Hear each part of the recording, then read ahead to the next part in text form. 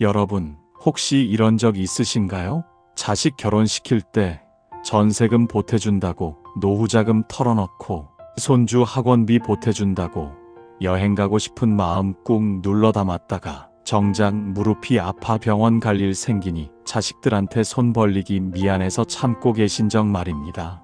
평생 벌어온 돈이 어디로 갔나 싶어 통장을 들여다보면 잔고는 고작 몇십만 원. 그렇게 열심히 모았던 돈은 다 어디로 증발했는지 허탈한 마음만 남아있지 않습니까? 아침에 눈 뜨면 오늘은 자식한테 전화나 올까 싶어 핸드폰 들여다보고 주말이면 혹시나 싶어 집안 청소하고 반찬 만들어 놓지만 연락 한 통 없이 일요일 저녁이 되면 냉장고 가득한 반찬만 덩그러니 남아서 혼자 먹다 결국 버리게 되는 그 서러움을 아십니까?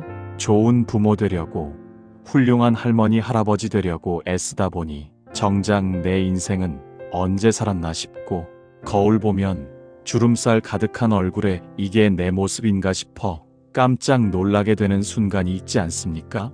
자식들은 명절 때나 얼굴 보러 오고 와서도 밥 먹고 나면 바쁘다며 후다닥 떠나버리니 남는 건 설거지와 허탈함 뿐이고 그렇게 또 몇 달을 혼자 덩그러니 집을 지키며 다음 명절을 기다리는 게 노년의 일상이 되어버린 건 아닙니까?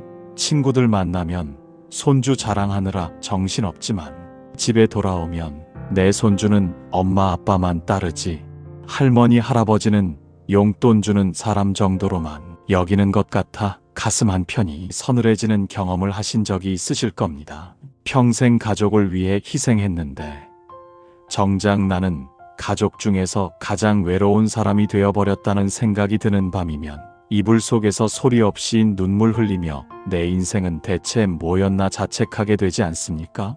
그렇게 쌓이고 쌓인 서운함과 허무함이 가슴 한가득 차올라서 숨 쉬기조차 답답한데 누구한테 하소연할 데도 없고 혼자 사귀다 보니 몸까지 아파오는 게 바로 오늘날 대한민국 60대 이상 어르신들의 숨겨진 고통 아니겠습니까? 오늘 현자 철학당에서는 평생 무거운 짐을 짊어지고 살아온 여러분께 이제는 그 짐을 내려놓고 마실 가듯 가볍게 살아가는 방법을 알려드리려 합니다. 실제 사연을 가진 어르신들의 이야기를 통해 여러분이 어떻게 남은 인생을 당신 것으로 되찾을 수 있는지 구체적이고 현실적인 방법을 함께 나눠보겠습니다. 이 영상을 끝까지 보시면 여러분 어깨에 짊어진 그 무거운 짐이 한결 가벼워지실 겁니다. 그리고 아마도 오늘 밤부터는 조금 더 편안하게 주무실 수 있을 겁니다. 이 영상이 끝날 때쯤 여러분의 마음속에 작은 변화가 일어나기를 바랍니다. 그 변화가 일어났다 싶으시면 댓글로 나를 위해 살겠다고 한 줄 남겨주세요. 그 다짐 한 줄이 여러분의 남은 인생을 완전히 바꿔놓을 것입니다. 그리고 이 메시지가 여러분과 같은 고민을 하고 계신 다른 어르신들께도 전해질 수 있도록 구독과 좋아요 버튼을 눌러주시면 정말 감사하겠습니다. 그럼 이제 본격적으로 시작해 보겠습니다. 서울 노원구에 사시는 72세 김영순 여사님의 이야기부터 시작해 보겠습니다. 김 여사님은 남편을 5년 전에 먼저 떠나보내고 40평대 아파트에서 혼자 사십니다.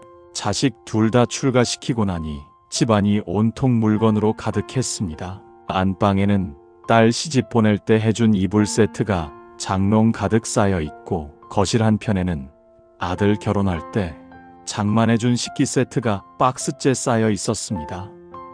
작은 방에는 손주들 올 때를 대비해서 사놓은 장난감이며 옷가지들이 산더미처럼 쌓여 있었고 베란다에는 언젠가 쓸 일이 있겠지 싶어 모아둔 각종 생활용품들이 천장까지 닿을 듯 쌓여 있었습니다. 김 여사님은 그 물건들을 볼 때마다 뿌듯했습니다. 자식들이 언젠가 필요할 때 줄 수 있으니 든든하다고 생각했습니다. 그런데 무릎이 나빠져서 계단 오르내리기 힘들어지자 자식들이 작은 아파트로 이사 가라고 권했습니다. 김 여사님이 이사 준비를 하면서 자식들을 불렀습니다. 너희 줄 거 가져가라고 했습니다. 그런데 딸이 와서 한참 둘러보더니 한마디 했습니다. 엄마 이거 다 필요 없어요. 요즘은 이런 거 안 써요. 그냥 다 버리세요. 아들도 마찬가지였습니다. 엄마, 우리 집은 짐 들어갈 데가 없어요. 이사업체 부르면 다 처리해 준대요. 그 순간 김 여사님은 머리를 망치로 얻어맞은 것 같았다고 합니다. 지난 20년 동안 자기가 뭘 한 건지 허무했습니다. 자식들 줄 거라고 아까워서 안 쓰고 모아뒀던 물건들이 결국 쓰레기가 되어버린 겁니다. 그날 밤 김 여사님은 혼자 앉아서 한참을 울었습니다. 내가 이 쓸모없는 물건들을 지키느라 정작 내 인생은 창고지기처럼 살았구나 하는 생각이 들었습니다. 그 후 김 여사님은 결심했습니다. 이사 가기 전에 물건을 하나하나 정리하기 시작했습니다. 처음에는 아까워서 못 버리겠더랍니다. 이건 딸 돌잔치 때 입혔던 옷이고, 이건 아들이 어릴 때 좋아했던 장난감이고 추억이 담긴 물건들이었습니다. 그런데 막상 버리기 시작하니까 신기한 일이 일어났습니다. 물건이 하나씩 나가면서 집안에 공간이 생기니 숨통이 트이는 느낌이었습니다. 20년 동안 짐 사이를 비집고 다녔는데 짐이 없어지니 집이 넓어 보였습니다. 그리고 무엇보다 마음이 가벼워졌습니다. 이제 더 이상 이 물건들을 지켜야 한다는 강박에서 벗어났습니다. 자식들 줄 거 챙겨야 한다는 부담에서도 해방됐습니다. 김 여사님은 작은 아파트로 이사를 하면서 정말 필요한 물건만 가져갔습니다. 옷은 계절마다 입을 건 몇 벌씩만 남기고 다 기부했습니다. 그릇도 혼자 쓸 만큼만 남기고 정리했습니다. 이불도 2채만 남기고 나머지는 다 처분했습니다. 새 집에 이사 온 날 김 여사님은 텅 빈 집을 보며 평생 처음으로 자유를 느꼈다고 합니다. 물건의 노예에서 벗어난 겁니다. 이제 아침에 일어나면 청소할 것도 많지 않고 정리할 것도 많지 않으니 시간이 남아돌았습니다. 그 시간에 김 여사님은 평생 하고 싶었던 걸 시작했습니다. 동네 문화센터에서 수채화를 배우기 시작했습니다. 처음에는 서툴렀지만 매주 화요일과 목요일 오전이 기다려졌습니다. 그림을 그리는 2시간 동안은 자식 걱정도 돈 걱정도 다 잊고 오로지 붓을 쥔 내 손에만 집중했습니다. 3개월쯤 지나니 작은 풍경화 한 점을 완성했습니다. 서툴지만 내 손으로 만든 작품이었습니다. 그걸 거실에 걸어놓고 볼 때마다 김 여사님은 행복했습니다. 72년을 살면서 처음으로 내가 뭔가를 해냈다는 뿌듯함을 느꼈습니다. 여러분, 집안을 한번 둘러보세요. 혹시 자식 줄 거라고 쌓아둔 물건이 얼마나 됩니까? 언젠가 쓸 거라고 모아둔 것들이 몇 년째 그 자리에 그대로 있지 않습니까? 그 물건들이 여러분의 공간을 차지하고 있는 만큼 여러분의 마음도 짐으로 가득 차 있습니다. 물건을 버린다는 건 과거를 버리는 게 아닙니다. 미래를 위한 공간을 만드는 겁니다. 자식들은 여러분이 아껴둔 물건 필요 없어 합니다. 요즘 젊은 사람들은 미니멀하게 삽니다. 물건 적게 갖고 간소하게 사는 게 트렌드입니다. 그러니 여러분도 이제 물건 버리세요. 하나씩 천천히 버리다 보면 어느 순간 숨통이 트이는 걸 느끼실 겁니다. 그리고 그 빈 공간에 오늘의 평화를 들여놓으세요. 죽을 때 가져갈 건 단 하나도 없습니다. 살아있는 지금 가벼워지세요. 그렇다면 물건만 짐일까요? 아닙니다. 우리가 짊어진 짐 중에는 보이지 않는 짐도 있습니다. 바로 관계라는 짐입니다.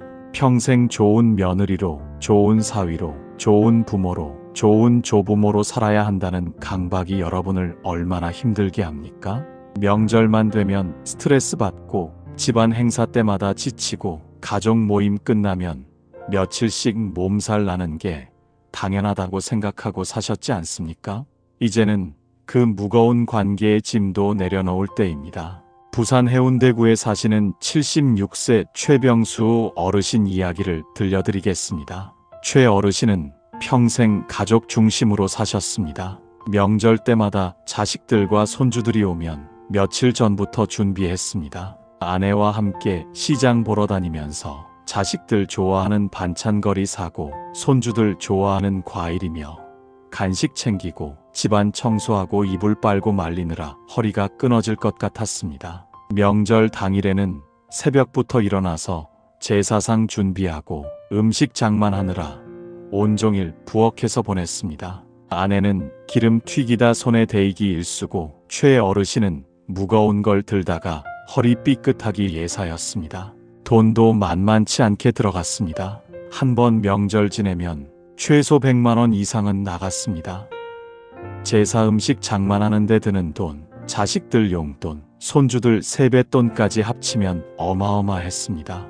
연금으로 근근히 살아가는 노부부에게는 큰 부담이었습니다. 그런데 더 힘든 건 그게 아니었습니다. 막상 자식들이 오면 밥상에 앉아서도 다들 핸드폰만 들여다봤습니다. 손주들은 할아버지 할머니한테 인사도 대충 하고 방에 들어가서 게임만 했습니다. 밥 먹고 나면 아들은 친구 만난다고 나가버리고 며느리는 친정 간다고 서둘러 떠났습니다. 딸 가족도 마찬가지였습니다. 차례 지내고 밥 먹고 나면 바쁘다며 후다닥 떠나버렸습니다. 남는 건 설거지 산더미와 온몸의 피로였습니다. 명절이 끝나고 나면 최 어르신 부부는 며칠씩 알아누웠습니다. 몸도 지치고 마음도 허탈했습니다. 이렇게까지 해야 하나 싶었지만 그래도 다음 명절이 다가오면 또 똑같이 준비했습니다. 자식들이 섭섭하게 생각할까봐, 좋은 부모 노릇 못한다고 뒤에서 뭐라 할까봐 두려웠습니다. 그렇게 몇 년을 보내다가 작년 설날 직전에 최 어르신이 입원을 하셨습니다. 과로로 쓰러진 겁니다. 병원에 누워 계시면서 생각했습니다. 내가 왜 이렇게까지 해야 하나. 자식들은 내가 죽어라 준비해도 고맙단 말 한마디 없는데 나만 바보같이 몸버리면서 명절 준비하고 있구나 싶었습니다. 퇴원하고 나서 최 어르신은 아내와 상의했습니다. 올해 추석에는 아무것도 하지 말자고 했습니다. 자식들한테 전화해서 말했습니다. 올해는 할아버지 할머니가 친구들이랑 여행 가기로 했다. 너희끼리 편하게 보내라고 했습니다. 처음 듣는 이야기에 자식들이 당황했습니다. 며느리는 서운하다는 눈치였고 딸은 무슨 일이 있냐고 걱정했습니다. 하지만 최 어르신은 단호했습니다. 이번만큼은 우리가 우리를 위해 시간을 쓰겠다고 했습니다. 추석 연휴에 최 어르신 부부는 친구 부부들과 함께 경주로 여행을 떠났습니다. 평생 명절 때마다 집에 박혀서 제사 준비만 했는데 명절에 여행을 간 건 결혼 이후 처음이었습니다. 경주 보문단지 호텔에 묵으면서 불국사도 구경하고 맛있는 음식도 먹고 밤에는 친구들과 이야기꽃을 피웠습니다. 손주 자랑, 자식 자랑이 아니라 우리가 젊었을 때 어땠는지, 앞으로 뭘 하고 싶은지 그런 이야기들을 나눴습니다. 명절 연휴가 끝나고 집에 돌아오니 몸이 가뿐했습니다. 명절 끝나고 처음으로 몸살이 안 났습니다. 오히려 기분이 상쾌했습니다. 자식들한테 연락이 왔습니다. 엄마 아빠 없으니까 자기들끼리 편하게 쉬었다고, 오히려 좋았다고 했습니다. 최 어르신은 그제야 깨달았습니다. 자식들도 부담스러웠구나. 명절 때마다 부모님 집에 가서 어색하게 앉아있는 게 자식들도 불편했구나 하는 걸 말입니다. 그 후로 최 어르신 부부는 명절을 자기들 마음대로 보냅니다. 여행 가고 싶으면 여행 가고 집에서 쉬고 싶으면 그냥 둘이 조용히 쉽니다. 자식들은 자식들끼리 알아서 보내고 연락하고 싶을 때 전화하고 보고 싶을 때 찾아옵니다. 예전처럼 의무적으로 모이는 게 아니라 진짜 보고 싶어서 만나니 오히려 만남이 더 따뜻해졌습니다. 최 어르신은 지금 행복합니다. 명절 스트레스에서 해방됐고 자식들한테 완벽한 부모 노릇해야 한다는 강박에서도 벗어났습니다. 그냥 있는 그대로의 모습으로 편하게 지냅니다. 여러분, 명절 때마다 스트레스 받고 계시지 않습니까? 자식들 오면 뭐 해줘야 하나 고민하고 돈 걱정하고 몸 상하면서까지 좋은 부모 노릇하려고 애쓰지 않습니까? 이제 그만하세요. 자식들은 여러분이 생각하는 것만큼 완벽한 부모를 원하지 않습니다. 오히려 건강하고 행복한 부모를 원합니다. 억지로 준비하고 억지로 웃으면서 명절 보내는 것보다 여러분이 진짜 하고 싶은 일 하면서 행복해하는 모습이 자식들한테는 더 큰 선물입니다. 관계도 짐입니다. 무거운 관계는 내려놓으세요.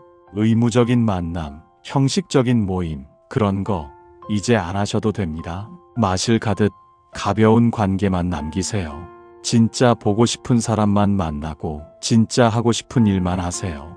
그게 노년을 사는 지혜입니다. 이제 조금 더 깊이 들어가 보겠습니다. 물건의 짐을 내려놓고 관계의 짐을 내려놓았다면 이제는 마음의 짐을 내려놓아야 합니다.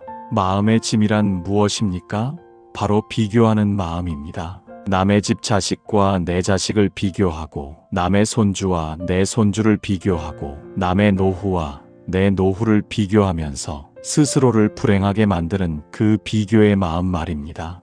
이 비교하는 마음이야말로 노년의 평안을 갉아먹는 가장 큰 적입니다. 대구 수성구에 사시는 69세 정미란 여사님 이야기입니다. 정 여사님은 남편과 함께 작은 슈퍼마켓을 30년 넘게 운영하다가 5년 전에 은퇴했습니다. 평생 모은 돈으로 작은 아파트 하나 마련하고 연금 타서 먹고 살 만큼은 됐습니다. 자식 둘 다 대학 나와서 직장 생활하고 있으니 걱정할 것도 없었습니다. 그런데 정 여사님한테는 고민이 하나 있었습니다. 일주일에 2번씩 만나는 친구들 모임이 괴로웠습니다. 모이면 을의 자식 자랑, 손주 자랑으로 시작됐습니다. 한 친구는 아들이 대기업 임원이 됐다고 자랑했습니다.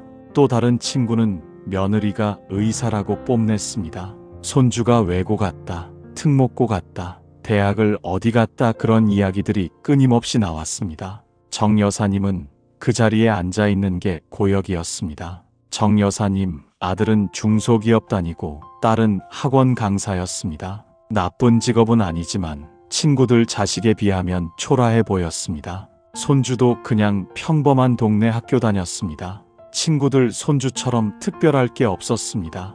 그래서 정 여사님은 모임에 가면 입을 꾹 다물고 있었습니다. 괜히 자식 이야기 꺼냈다가 비교당할까봐 두려웠습니다. 모임 끝나고 집에 오면 정 여사님은 우울했습니다. 왜 우리 아들은 대기업을 못 갔을까? 왜 우리 며느리는 평범한 회사원일까? 왜 우리 손주는 특목고를 못 갔을까? 자꾸 비교하게 됐습니다. 그러다 보니 자식들한테 전화할 때도 말투가 날카로워졌습니다. 너는 왜 승진을 못하냐? 너는 왜 돈을 그렇게밖에 못 버냐? 손주는 왜 공부를 안 하냐? 자꾸 잔소리하게 됐습니다. 자식들이 점점 전화를 안 받기 시작했습니다.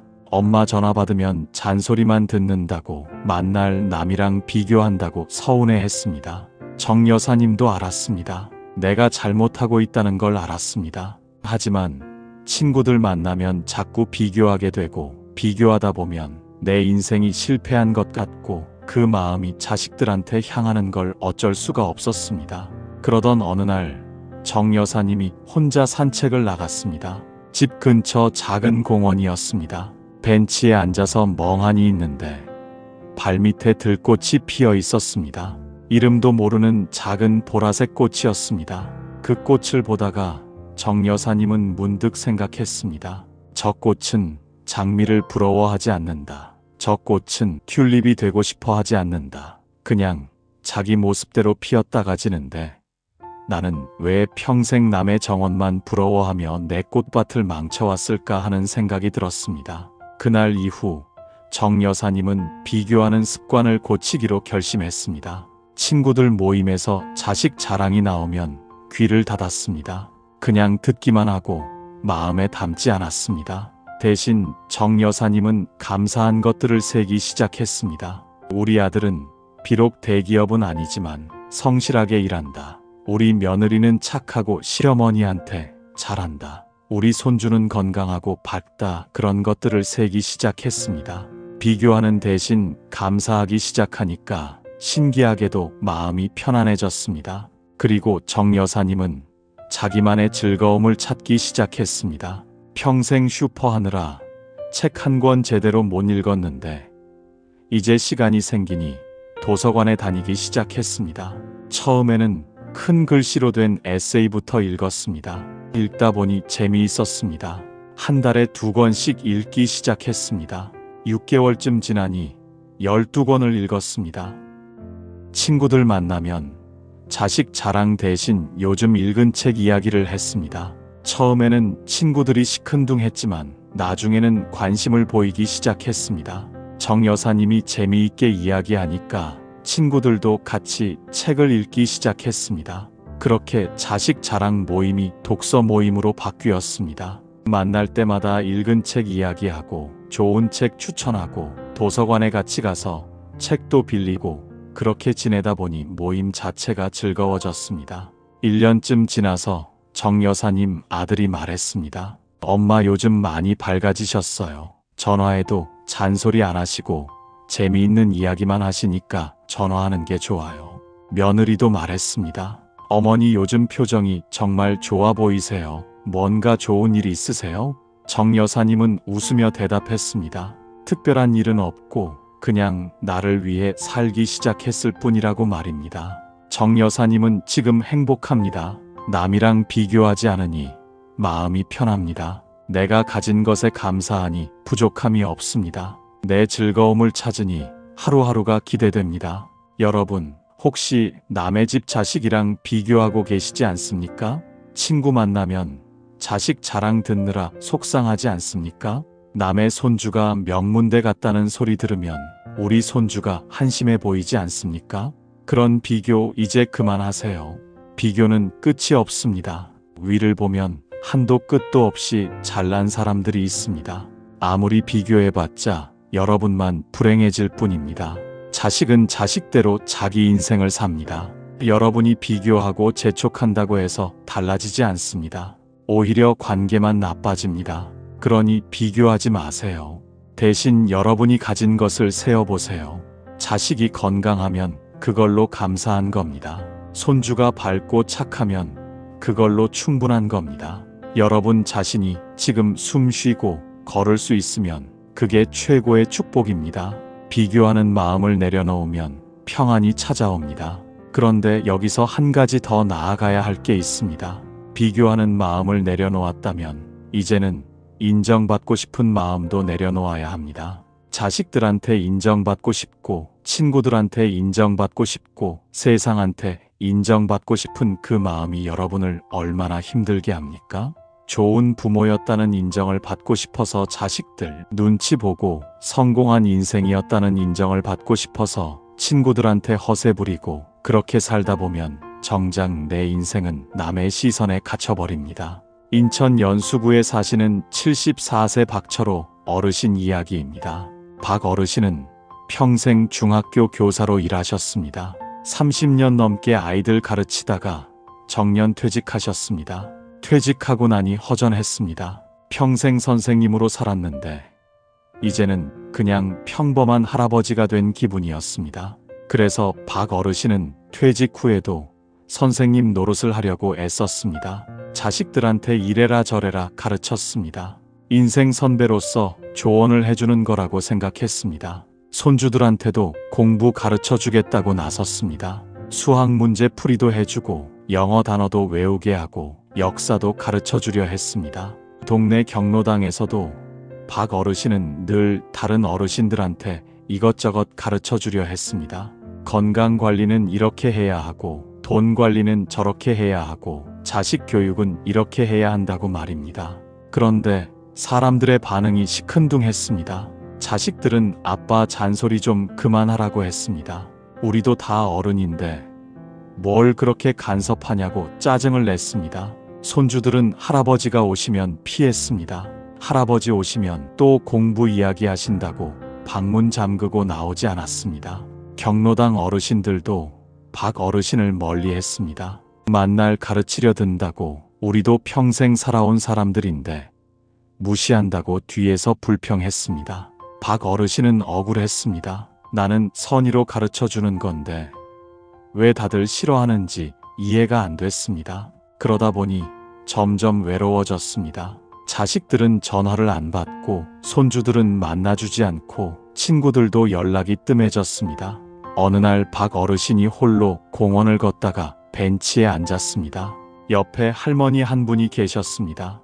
인사를 나누다가 이야기를 나누게 됐습니다. 그 할머니는 박 어르신과 달리 조용했습니다. 말이 별로 없었습니다. 그냥 박 어르신 이야기를 들어주기만 했습니다. 박 어르신이 교사 생활했던 이야기를 하면 그렇구나 하고 들어줬고, 요즘 자식들이 말을 안 듣는다고 하면 그게 속상하시겠다고 공감해 줬습니다. 가르쳐 주려 하지 않고 그냥 들어주기만 했습니다. 그런데 신기하게도 박 어르신은 그 할머니와 이야기하고 나니 마음이 편했습니다. 누군가 내 이야기를 들어주니까 위로가 됐습니다. 그때 박 어르신은 깨달았습니다. 이 사람들이 원하는 건 가르침이 아니라 공감이구나. 내가 평생 가르치는 일만 하다 보니 사람들을 학생 대하듯 대했구나 하는 걸 말입니다. 그 후로 박 어르신은 태도를 바꿨습니다. 자식들한테 조언하는 대신 물어보기 시작했습니다. 요즘 회사 생활은 어떠냐? 힘든 일은 없냐? 그런 걸 물어보고 대답을 들어줬습니다.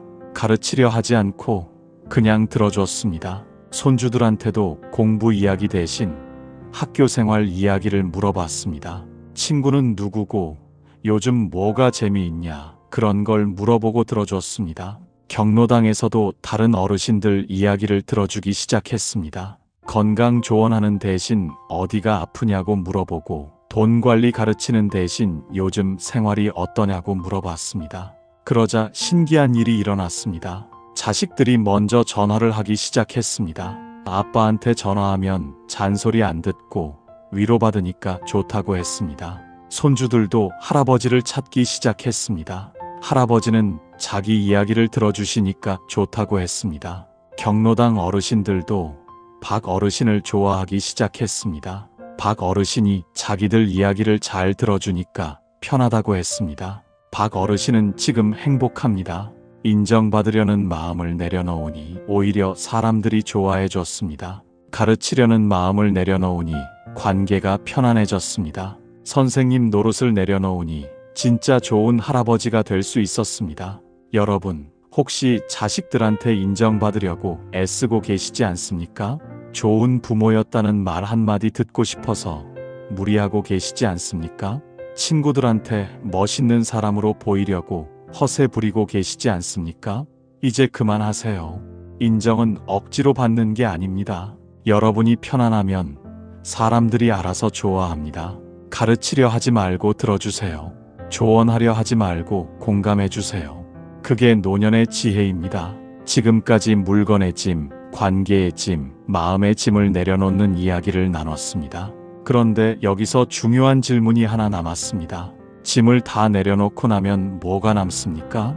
빈 공간만 남는 게 아니냐고 물으실 수 있습니다. 아닙니다. 짐을 내려놓으면 그 자리에 진짜 중요한 게 들어옵니다. 바로 나 자신입니다. 평생 짐에 가려져서 보이지 않았던 나라는 존재가 비로소 보이기 시작합니다. 서울 강동구에 사시는 71세 한경자 여사님 이야기입니다. 한 여사님은 평생 남편 뒷바라지, 자식 키우기, 시부모 모시기로 살아왔습니다. 결혼하고 나서 단 한 번도 내가 뭘 원하는지 생각해 본 적이 없었습니다. 늘 남편이 뭘 원하는지, 자식이 뭘 필요로 하는지만 생각했습니다. 새벽에 일어나면 가장 먼저 남편 아침상을 차렸고, 자식들 도시락을 쌌고, 시어머니 약을 챙겼습니다. 정작 본인은 아침도 대충 먹고 약 먹을 시간도 놓치고 그렇게 하루를 보냈습니다. 저녁이면 온 가족 식사 준비하느라 부엌에서 보내고,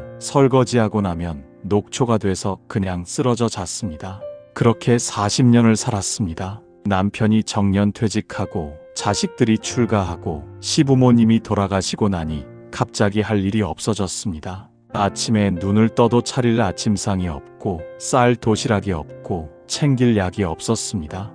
그냥 텅 빈 시간만 남았습니다. 처음에는 좋았습니다. 이제 좀 쉴 수 있겠구나 싶었습니다. 그런데 한 달쯤 지나니 이상했습니다. 뭘 해야 할지 모르겠더랍니다. 평생 남을 위해 살았는데 갑자기 나를 위해 살라고 하니까 방법을 모르겠는 겁니다. 텔레비전을 봐도 재미가 없고, 책을 읽어도 집중이 안 되고 그냥 하루 종일 멍하니 앉아있기만 했습니다. 자식들이 걱정했습니다. 엄마 우울증 아니냐고 병원 가보라고 했습니다. 한 여사님은 병원에 갔습니다. 의사 선생님이 물었습니다. 요즘 뭐하고 지내시냐고요? 한 여사님은 대답을 못했습니다. 아무것도 안 한다고 할 게 없다고 했습니다. 의사 선생님이 말했습니다. 뭔가 하고 싶은 게 없으시냐고요. 한 여사님은 그때 깨달았습니다. 내가 뭘 하고 싶은지 평생 생각해 본 적이 없구나. 나라는 사람이 뭘 좋아하는지조차 모르고 살았구나 하는 걸 말입니다. 의사 선생님이 권했습니다. 작은 것부터 시작해 보시라고, 어릴 때 좋아했던 걸 떠올려 보시라고 했습니다. 한 여사님은 집에 와서 생각했습니다. 어릴 때 뭘 좋아했을까? 한참을 생각하다가 기억이 났습니다. 초등학교 때 그림 그리는 걸 좋아했던 게 생각났습니다. 미술 시간만 되면 신났었습니다. 크레파스로 그림 그리는 게 재미있었습니다. 그런데 중학교 올라가면서 그림은 그만두었습니다. 공부해야 한다고, 그림 그려서 뭐 하냐고 어머니가 말렸습니다. 그 후로 60년 동안 그림을 그려본 적이 없었습니다. 한 여사님은 문구점에 가서 스케치북과 색연필을 샀습니다. 60년 만에 처음 사는 그림 도구였습니다. 집에 와서 스케치북을 펼쳤습니다. 하얀 종이를 보니까 막막했습니다. 뭘 그려야 할지 모르겠더랍니다. 손도 떨렸습니다. 그래도 용기를 내서 색연필을 들었습니다. 창밖에 보이는 나무를 그려보기로 했습니다. 첫 그림은 엉망이었습니다. 나무가 나무 같지도 않았습니다. 비율도 이상하고 색칠도 삐뚤빼뚤했습니다. 그런데 신기하게도 그리는 동안은 행복했습니다.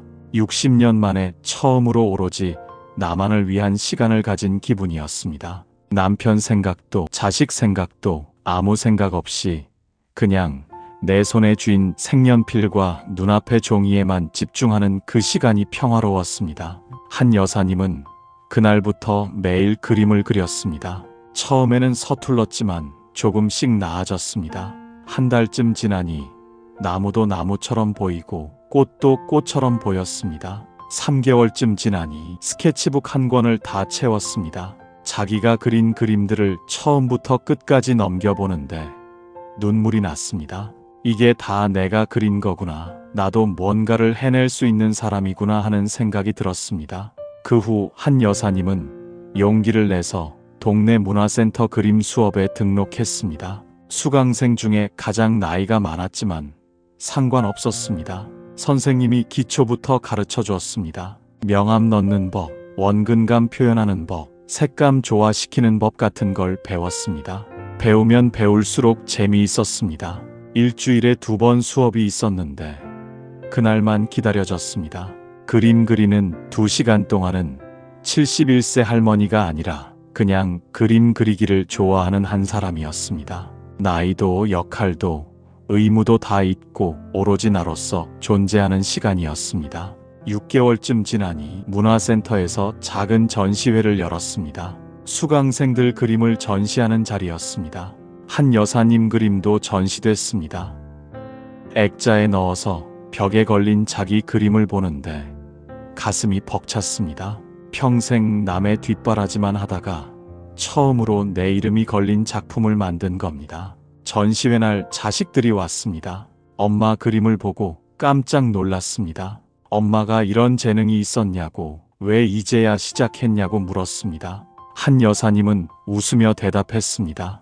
이제라도 시작해서 다행이라고, 늦은 건 없다고 말입니다. 남편도 놀랐습니다. 40년 넘게 같이 살았는데 아내가 그림을 좋아하는 줄 몰랐다고 했습니다. 한 여사님도 몰랐습니다. 자기 자신이 뭘 좋아하는지 평생 몰랐습니다.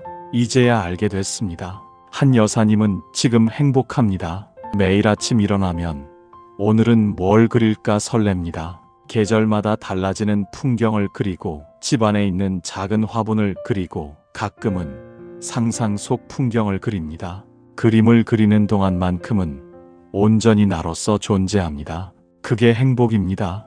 여러분, 평생 남을 위해 사느라 나를 잃어버리고 살지 않았습니까? 나는 뭘 좋아하는지, 나는 뭘 원하는지 생각해 본 적이 없지 않습니까? 이제는 나를 찾을 때입니다. 어릴 때 좋아했던 걸 떠올려 보세요. 평생 하고 싶었지만 참았던 걸 꺼내 보세요.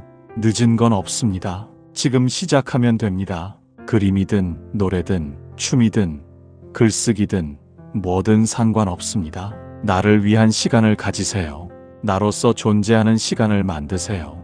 그게 진짜 노년을 사는 방법입니다. 그런데 나를 찾는 것도 중요하지만 더 중요한 게 있습니다. 바로 나를 사랑하는 겁니다. 평생 남을 사랑하느라 정작 나 자신은 사랑하지 않고 살았지 않습니까? 거울 보면서 늙었다고 한숨 쉬고 아픈 데 생기면 쓸모 없어졌다고 자책하고 그렇게 나 자신을 미워하면서 살지 않았습니까? 이제는 나를 사랑할 때입니다. 광주 서구에 사시는 67세 이정숙 여사님 이야기입니다. 이 여사님은 평생 자기 몸을 혹사했습니다. 아프면 참았고 피곤하면 견뎠고 배고프면 나중에 먹었습니다. 자식들 먹이고 남편 먹이고 남은 거 먹었습니다. 좋은 옷 있으면 딸한테 주고 자기는 헌 옷 입었습니다. 맛있는 거 있으면 손주한테 주고 자기는 그냥 김치에 밥 먹었습니다. 그렇게 살다 보니 몸이 망가졌습니다. 60대 중반부터 여기저기 아프기 시작했습니다. 무릎이 아프고 허리가 아프고 소화가 안 되고 잠이 안 왔습니다. 병원 가면 의사 선생님이 말했습니다. 관리를 안 하셨네요. 이제라도 몸 좀 챙기세요. 하지만 이 여사님은 몸 챙기는 게 뭔지 몰랐습니다. 평생 몸 챙겨본 적이 없었습니다. 파스 붙이고 진통제 먹고 그렇게 버텼습니다. 그러다 작년에 큰 병을 앓았습니다. 입원을 해야 했습니다. 병실에 누워 있는데 자식들이 와서 말했습니다. 엄마 왜 이렇게까지 방치했어요? 진작 병원 왔어야죠.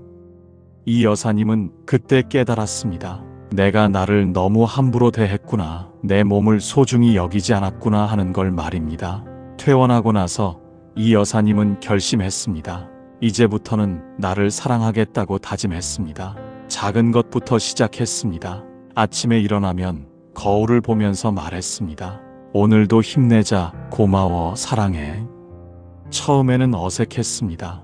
평생 한 번도 나한테 이런 말을 해본 적이 없었습니다. 하지만 매일 반복하다 보니 익숙해졌습니다. 그리고 몸을 챙기기 시작했습니다. 아침에 일어나면 스트레칭을 했습니다. 10분이면 됐습니다. 몸을 쭉쭉 펴주니까 기분이 좋았습니다. 식사도 제대로 했습니다. 혼자 먹는다고 대충 먹지 않았습니다. 작은 그릇에 예쁘게 담아서 상을 차렸습니다. 나를 위한 밥상이었습니다. 천천히 씹으면서 먹으니까 소화도 잘 됐습니다. 산책도 시작했습니다. 매일 오후 3시면 집 근처 공원을 30분씩 걸었습니다. 걸으면서 나무도 보고 꽃도 보고 하늘도 봤습니다. 걷다 보니 무릎도 덜 아팠습니다. 밤에는 일찍 잤습니다. 텔레비전 보다가 밤 12시 넘어서 자지 않았습니다. 10시면 불을 끄고 잤습니다. 충분히 자고 나니 다음날 컨디션이 좋았습니다. 3개월쯤 지나니 몸이 달라졌습니다. 아침에 일어나는 게 덜 힘들었습니다. 무릎도 예전보다 덜 아팠습니다. 소화도 잘 됐습니다. 그런데 무엇보다 달라진 건 마음이었습니다. 나를 사랑하니까 마음이 따뜻해졌습니다. 거울 보면서 주름살 보고 한숨 쉬는 대신 수고했다고 말해줬습니다. 이 주름 하나하나가 다 내가 살아온 증거니까 소중하다고 생각했습니다. 아픈 데 생기면 쓸모 없어졌다고 자책하는 대신 아픈 곳을 어루만지며 괜찮아질 거라고 위로했습니다. 그렇게 나를 사랑하니까 세상이 달라 보였습니다. 자식들도 예전보다 더 사랑스러워 보였습니다. 남편도 고마워 보였습니다. 내가 나를 사랑하니까 다른 사람도 사랑할 여유가 생긴 겁니다. 이 여사님은 지금 건강합니다. 완벽하게 건강한 건 아니지만 예전보다 훨씬 좋아졌습니다. 무엇보다 마음이 건강합니다. 나를 사랑하는 마음이 생기니까 하루하루가 소중해졌습니다. 아침에 눈 뜨는 것도 감사하고 밥 먹을 수 있는 것도 감사하고 걸을 수 있는 것도 감사했습니다. 그 감사함이 쌓이니까 행복해졌습니다. 여러분, 혹시 나 자신을 함부로 대하고 계시지 않습니까? 아파도 참고 피곤해도 쉬지 않고 그렇게 나를 혹사하고 계시지 않습니까? 이제 그만하세요. 나를 사랑하세요. 거울 보면서 수고했다고 말해주세요. 아픈 곳을 어루만지며 괜찮다고 위로해주세요. 나를 위해 밥을 차려주세요. 나를 위해 산책을 나가세요. 나를 위해 충분히 주무세요. 그게 나를 사랑하는 겁니다. 나를 사랑해야 남도 사랑할 수 있습니다. 나를 사랑해야 행복할 수 있습니다.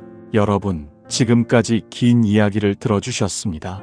물건의 짐을 내려놓은 김영순 여사님, 관계의 짐을 내려놓은 최병수 어르신, 비교하는 마음을 내려놓은 정밀한 여사님, 인정받으려는 마음을 내려놓은 박철호 어르신, 자기 자신을 찾은 한경자 여사님, 자기 자신을 사랑하기 시작한 이정숙 여사님의 이야기를 나눴습니다. 이분들의 공통점이 뭡니까? 바로 인생을 마실처럼 산다는 겁니다. 마실이란 무엇입니까? 특별한 목적 없이 이웃집 가서 수다 떨고 오는 겁니다. 무거운 짐 들고 가지 않습니다. 그냥 가벼운 발걸음으로 갔다가 옵니다. 거창한 이유가 필요 없습니다. 그냥 심심해서 얼굴 보고 싶어서 그런 이유로 갑니다. 부담 없이 갔다가 부담 없이 옵니다. 바로 그렇게 사는 게 노년을 사는 지혜입니다. 평생 무거운 짐을 짊어지고 사셨습니다. 가족이라는 짐, 책임이라는 짐, 의무라는 짐, 체면이라는 짐, 그 무거운 짐들을 짊어지고 산을 올라왔습니다. 힘들었습니다. 숨이 찼습니다. 넘어지기도 했습니다. 그래도 참고 견뎠습니다. 정상에 오르면 뭔가 있을 거라 믿었습니다. 그런데 정상에 올라보니 아무것도 없었습니다. 그저 바람만 불고 있었습니다. 그때 깨달았습니다. 중요한 건 정상이 아니라 오르는 과정이었다는 걸. 그런데 짐이 너무 무거워서 주변 풍경을 볼 겨를이 없었다는 걸 말입니다. 이제는 내려갈 때입니다. 내려갈 때는 가벼워야 합니다. 무거운 짐을 짊어지고 내려가면 굴러떨어집니다. 짐을 내려놓아야 합니다. 필요 없는 물건 버리세요. 무거운 관계 정리하세요. 비교하는 마음 놓아버리세요. 인정받으려는 욕심 내려놓으세요. 그렇게 짐을 하나씩 내려놓으면 어느 순간 가벼워집니다. 가벼워지면 비로소 주변이 보입니다. 길가에 핀 들꽃이 보이고 새소리가 들리고 바람이 느껴집니다. 그게 인생입니다. 거창한 게 아닙니다. 오늘 아침 마시는 따뜻한 차 한 잔, 창밖에 보이는 하늘, 내 발로 걸을 수 있다는 것, 그런 작은 것들이 행복입니다. 여러분은 이미 충분히 하셨습니다. 자식 키우느라 고생하셨고, 가족 건사하느라 애쓰셨고, 세상 살아내느라 버티셨습니다. 이제는 쉬어도 됩니다. 아니, 쉬어야 합니다. 더 이상 무거운 짐 짊어지지 마세요. 더 이상 완벽하려고 애쓰지 마세요. 있는 그대로의 모습으로 편안하게 사세요.